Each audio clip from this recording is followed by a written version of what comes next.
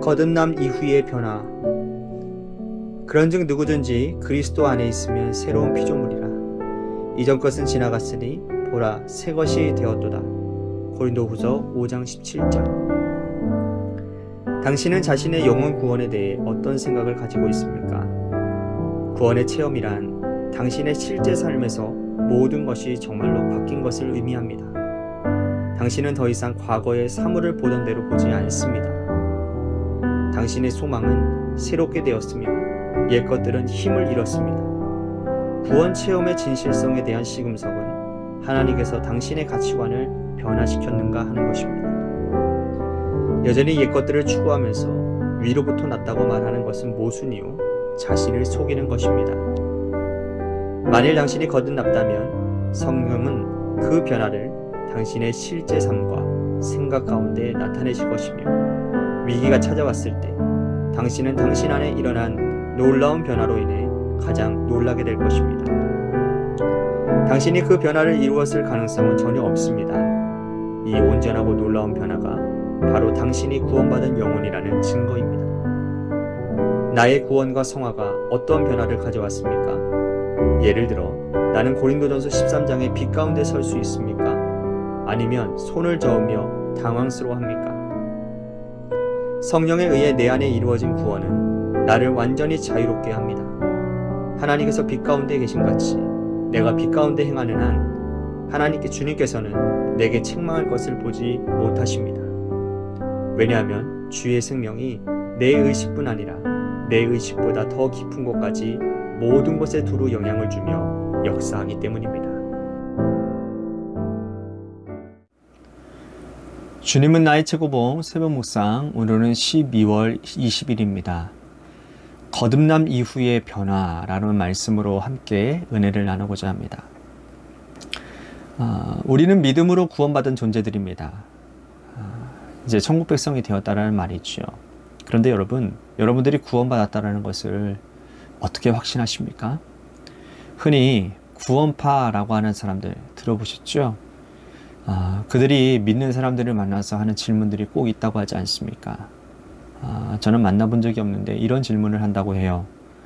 당신이 거듭난 날들을 구체적으로 며칠, 몇 년도, 며칠, 몇시 이렇게 구체적으로 묻는다라는 겁니다. 그래서 기억하지 못하면, 정확하게 기억하지 못한다고 얘기하면, 아니 육신으로 태어난 날도 기억하면서 생을 꼬박꼬박 챙겨 먹으면서 어떻게 영원한 생명을 얻은 그 날을 기억하지 못하느냐고, 그거 가짜라고 그러면서 엉뚱한 방향으로 인도를 한다라는 겁니다.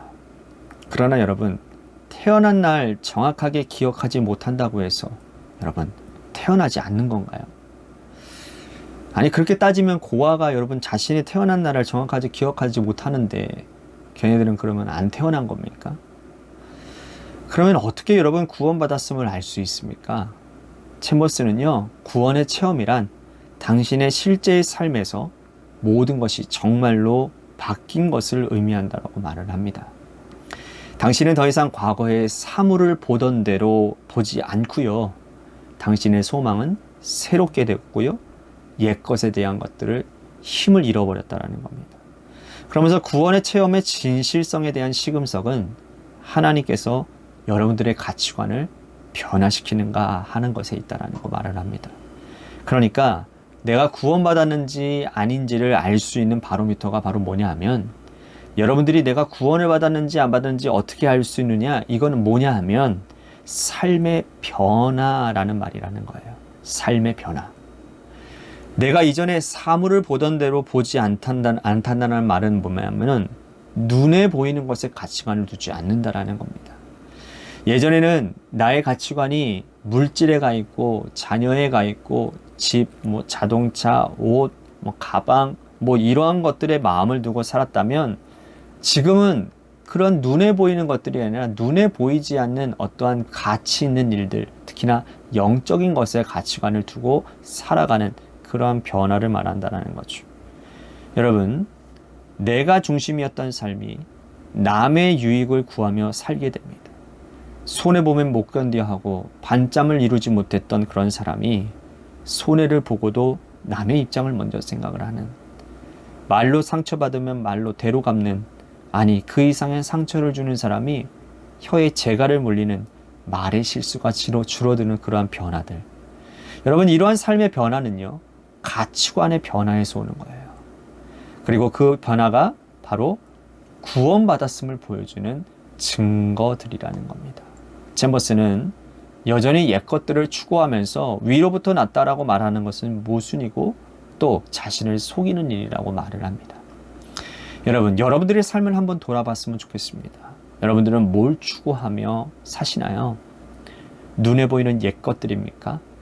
아니면 영적인 것, 신령한 것들입니까? 말은 구원받는 자라고 하면서 여전히 세상 것들에 속해 내 마음과 내 가치관이 거기에 쏟아져 살아가고 있다면 그건 정말로 모순이고 나 자신을 속이는 일이라는 겁니다. 여러분, 우리의 삶을 봐도 그렇지 않아요? 건강에 관심을 두는 사람들은요, 음식을 철저하게 조절하고요, 또 운동을 하는데 시간과 물질을 엄청 사용합니다. 그죠? 여러분, 취미생활에 마음에 빠져있는 사람은 어떻습니까? 취미생활을 하는데 자신의 시간과 물질을, 열정을 쏟는데 결코 주저하지 않아요. 사람과의 관계가 중요하다고 생각하는 사람들은 사람을 위해서 시간과 물자를 투자합니다. 이처럼 마음이 있는 곳에 여러분, 시간과 물질도 열정도 가게 되어 있는 것이죠. 그런데 하나님 나라 믿는다고 하면서, 나 구원받은 하나님의 자녀라고 말을 하면서 하나님의 것을 드리는 것조차도 덜덜덜덜 떨고 있다고 한다고요. 하나님의 시간에, 나오는 시간에, 매일 주님 만나는 시간은 억지로 그것도 시간이 남는다 생각할 때 겨우 해치워 버리는 듯한, 주님을 위한 헌신, 봉사, 이러한 것들은 생각도 없고요.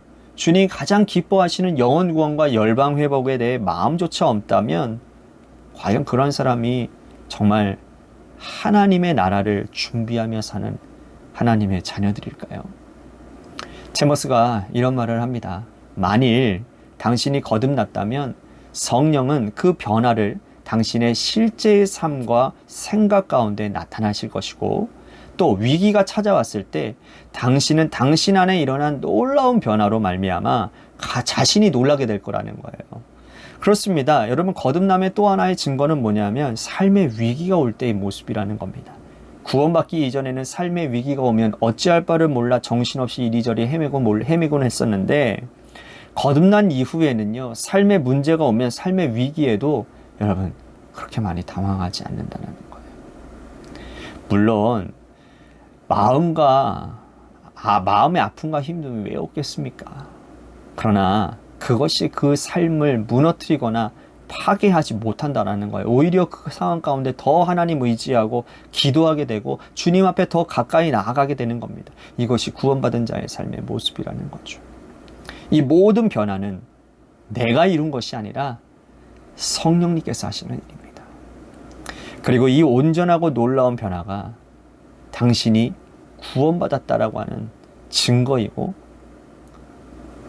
체험이라고 챔버스는 말을 하고 있습니다.